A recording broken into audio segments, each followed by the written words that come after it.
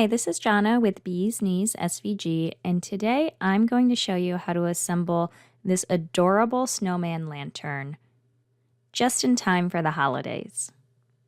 So you'll want to go ahead and open up Cricut Design Space and select the upload button. You'll want to upload your image and browse. Now browse out to where you downloaded and saved your file on your device or your computer. And then go ahead and open your file. Select the Continue button and Upload. And here is my snowman lantern. And so I offer two different files in my bundle. One is a hanging one and one is a tabletop. In this video, I'm going to walk you through how to assemble the hanging one, but assembling the tabletop one is identical. So no matter which one you're doing, go ahead and follow along. And right now I have them sized to what I think is the perfect size, but if you want to change that size, make sure you do it while it's still grouped together. So do not ungroup, and then go ahead and make him smaller or bigger. I'm going to put him back to where he was. Now if you do want to make any changes, like changing colors, come over here and select ungroup, and that releases all the pieces, and it'll allow you to go in and make color changes. But he is ready to go upon upload, so you don't have to do a thing. You can just come over and you can hit the make button. And it is wise to save your projects, even though I didn't. And we're going to cut him out on a mat. Okay, let's go ahead and talk material size. So right now it's set up for 12 by 12, which for my first two are perfect because my absolute favorite cardstock to use is American Crafts textured white cardstock. So that's what I'm going to cut him out of. And that comes in 12 by 12 pieces. But let's say you don't have that. What I also like to use is recollection packets. They come in like packets of 50 and they're sized 8.5 by 11. And they're so affordable. They're often on sale. And that's what I do most of my paper crafting out of because it makes it affordable for me to be able to do that.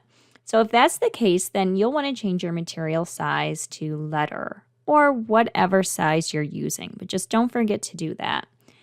And you'll have to change the size for each different color, so it doesn't apply to all of the mats. So let's go back. I'm going to put him back to 12 by 12. And let's talk about these pieces real quick. So since the snowman's white, a lot of my pieces in this guy are white. So here are my pieces. These right here are my panels. So they'll slide in and this is what you'll see the light through. These are kind of intricate. So what I like to do is I like to use the setting cardstock for intricate cuts. And if you have a maker, you would just browse for it. If you have an Explorer, then just turn that dial to custom. So it's bookmarked as one of my favorites. It's right here. And then usually I add more pressure. So there are other pieces on the page that don't necessarily need to be cut out intricate, but it doesn't matter. It doesn't hurt to cut everything out intricate. So if you have a sheet with panels on it, go ahead and use that intricate cut setting. So this is my background and my hat, and I'm just using medium cardstock setting for those. I'm using regular cardstock. Same thing with my little nose. And for my scarf, this guy has some cutouts and some fringe, so I use the intricate cut setting for him. And my little hat sash goes along for the ride. And then my other underneath solid color scarf, I use intricate cut because of these little fringes on the end. Now this last one, these are the vellum pieces. So they get glued behind the panels, and that's what gives the light that haze and that frosted look. Now luckily, Cricut has a setting for vellum. So right here, it's under paper, vellum. Go ahead and select that when you're cutting out those vellum pieces. And real quick, let's talk mats before we send these to cut. I always use my blue light grip mat. Otherwise, the cardstock can tear and get stuck because we are dealing with intricate pieces. Now, if you're doing any of these in glitter, then I would use the green medium grip mat for those. So let's go ahead and cut these out. Okay, we have all of our pieces cut out. You just want to be careful with this guy when removing him from the mat. Make sure you turn your mat upside down and slowly peel him away. You don't want to rip him right there. So what we want to do first is we want to take our little panels and we want to glue the vellum to the back of them. So take it facing up and then flip it over.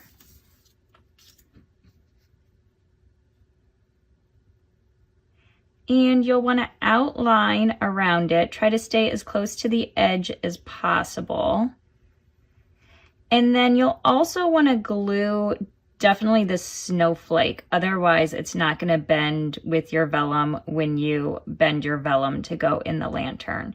So make sure you put some dots of glue on the back of that as well.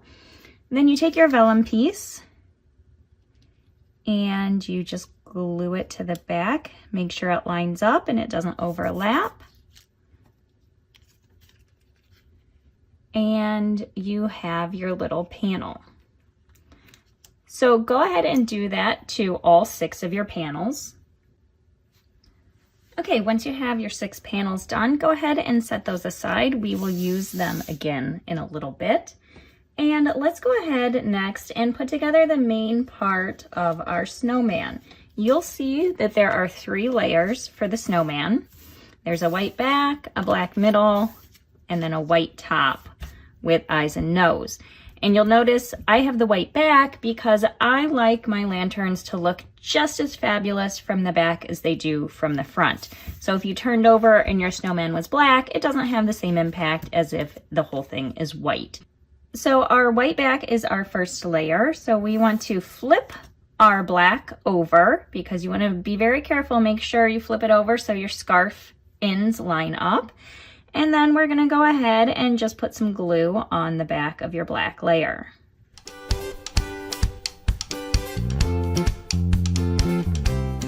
And then once you have the glue on the back, you take it and carefully line it up. You'll wanna make sure the loop is lined up. You'll wanna make sure these little slots are free and open. Perfect. And then with those 2 layers together, we want to take our top layer and we want to do the same thing. Go ahead and flip him over and put some glue on him. And once you have the glue on, go ahead, flip him over, line him up, and glue him on top. Again, make sure he's lined up nice so the hooks line up and you have your open slots there. Perfect. Now that we have our snowman, we want to go ahead and do his accessories. So let's start with the hat. Okay, you have a hat which goes on top and then you have this cute little band that goes on the hat.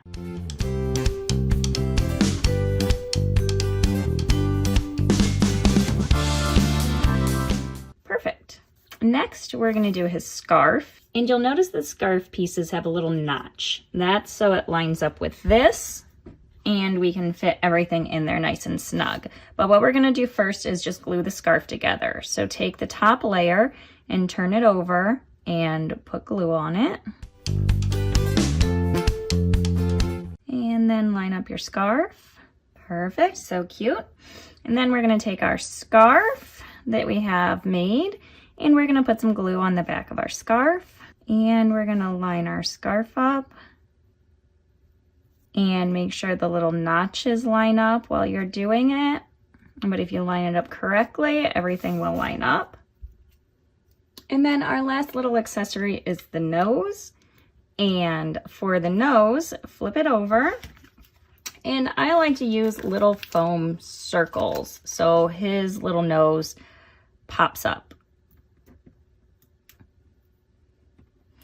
If you don't have foam circles, you can just glue it on. It does not have to pop up. I just like to add a little dimension right there. So our snowman base is all together and ready to go. So what we need to do next is make a little belly. The next step is you want to find this circle. So it has notches in the top and the bottom, on the top and the bottom. And then we want to bring our little snowman back, and we want to take it and we want to line it up. And since it is a circle, there's no real top or bottom, but just line it up and then work it in until it's flush. And there we go. That's why we needed the little slit in the scarf there. So it might take you just one more minute to work it up over that scarf, but it will definitely go there. And then we want to take this circle, which has the notches in the top and bottom. And what we want to do is you want to take this and you want to fold it over and lay it flat and make sure you can see those little slits, because that's what we're going to work this into, and it's a lot easier if you do it that way. So I'm going to get him going at the top, but not work him all the way in, because I know I got to get him over the scarf. So he's in the bottom, and now I just slide him up over the scarf. Perfect. So we have his belly. Now we just need to stabilize his belly, and that is where these two pieces come in. And these pieces are identical in size and shape, so it doesn't matter which one you use first, but go ahead and take one and work it into the bottom. So you'll see there's a little slit in this circle, and that goes right in those notches. So go ahead and work your way around, and you might need to bend the paper a little bit to get it to go in, which is totally fine. Just don't crease it, and just make sure it's in, because you see that right there? It's not in yet. So I just need to pull it down and pop it in. If you don't pull it down and pop it in, you're not going to be stable and your lantern's going to fall apart. So there we go. It is in all the way around. And now we're going to take the last circle and we're going to do the same exact thing, but we're going to do it at the top. Okay, perfect. So now we have him. He's all stable. And now we can bring back these panels that you put together earlier. And there's a slot in these circles, top and bottom. So just take it and slide your panel right in. And that's why it was so important to glue the snowflake to the vellum, because if you didn't do that, he would be poking out in all directions right now. So go ahead and slide the rest of your panels in. And you might need to pop them out from the back just to get them to bend the right direction.